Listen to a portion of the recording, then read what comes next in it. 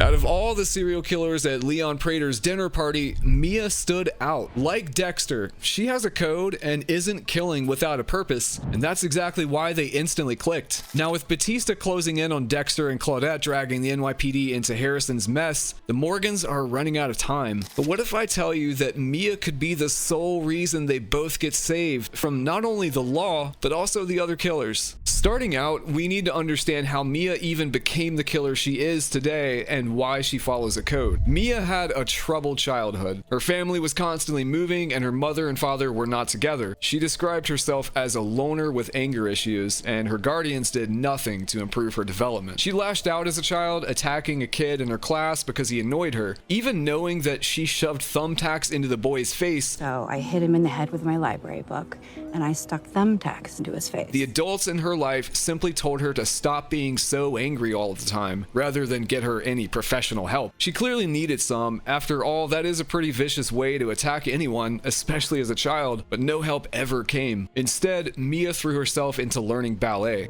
When I was 15, I found ballet. She called the practice punishing and used it as a release for all the rage she had pent up inside. Eventually, she got so good at ballet, she was accepted into an elite dance academy. She left home to attend the school with the ulterior motive of avoiding her mother's new boyfriend, who gave her the creeps. Apparently, her instincts were dead on because she sensed that he was dangerous, and that turned out to be very true. While Mia was away at the academy, the man assaulted her younger sister, Hazel. This initiated her career as a serial killer. Once she discovered what her mother's boyfriend did to her sister, Mia killed him and never looked back. Since her first kill, Mia has killed at least 6 other men, but by the looks of her trophy collection, it's likely she has killed more than that. She only targets sexual predators, and that MO earned her the label Lady Vengeance in the press. Since becoming a killer, Mia has attended 4 of Prater's gatherings, and although she seems to have a certain level of disdain for other killers, she likes the expensive wine on offer, and the payment that Prater provides each of his guests for remaining part of the group and following the rules he put in place for them. She doesn't seem too keen on ruining her relationship with Prater and ending her gravy train. However, she has taken a close interest in Red, Dexter, and if he gets himself into trouble while dealing with Prater, maybe she would be willing to help him. Let's look at a few ways that Mia could save Dexter before the season ends. To be a part of Prater's circle of serial killers, there are a few things that have to be done. It's made known that demanding or requesting anything from Prater is against the rules and will result in being ousted from the group. It's also stated that going against anyone in the group is another way to be kicked out, or worse. Prater also offers the money to his guests to compel them to put on a show and tell to explain how and why they kill and announce their next projects. Dexter has already broken one rule by killing Lowell, and it's hard to believe that wearing a dead man's thumbskin to infiltrate the group under a false identity is frowned upon. If Dexter flubs the show and tell Prater asked for, he risks exposing that he is not the dark passenger, but an imposter. When Keith the Canton Clubber went against Prater's rule, he was quickly removed from the group, his account was closed, and then he was killed by Charlie. There are clearly pretty harsh consequences for crossing Prater, and Dexter plans to keep on doing it despite learning what happened to Keith. So things are sure to get dangerous for him pretty soon. Mia has taken Dexter under her wing in a way. She agreed to meet with him one-on-one and answer any questions he had about Prater. She let him know about more of the rules and explained to him how previous recruits ended up outside of the group, even implying that one of them was killed by Prater's order after being caught by police. Mia had an obvious dislike for Lowell, and if she knew that Dexter killed him, she would probably be impressed, maybe even appreciative. If Dexter is able to get away with it, that could inspire her to work on other members of the group depending on their MOs and victim pools. Little is known about how Gareth and Al choose their victims, but depending on how predatory they are in their selection, Mia might be interested in eliminating them as well. In the promo for episode 5, Mia asks Dexter if he wants to collaborate on a kill. Talking about collaborating on a kill. Could that kill be eliminating one of the killers without a code that she's been surrounded by for all these years? By working together with Mia, Dexter would be a lot safer. She knows all of them better than he does. She can navigate Prater's world more efficiently, and because she is very cozy with Prater, she can even keep suspicion off of both of them for longer than Dexter would be able to on his own. If he does choose to go through with killing all of the other murderers Prater gathered, he would get a lot further and run into way fewer fewer complications by working with Mia. Harrison started off this season swinging, pretty literally actually. After shooting Dexter and fleeing Iron Lake, he landed in New York City and started a job at the high-class Empire Hotel. His work there includes taking care of various guests' needs, no matter how outlandish they may be. One particularly needy guest was Ryan Foster. Harrison took good care of Ryan's needs, even going so far as to find weed pens for him. But one night, when Ryan is leaving the bar with a highly intoxicated woman, he asks Harrison for help getting her up to his room. Ryan lies and says that the woman is his wife. And the wife had a little too many margaritas. And when Harrison called him out on that, Ryan's mask started to slip. As it turned out, Ryan was a serial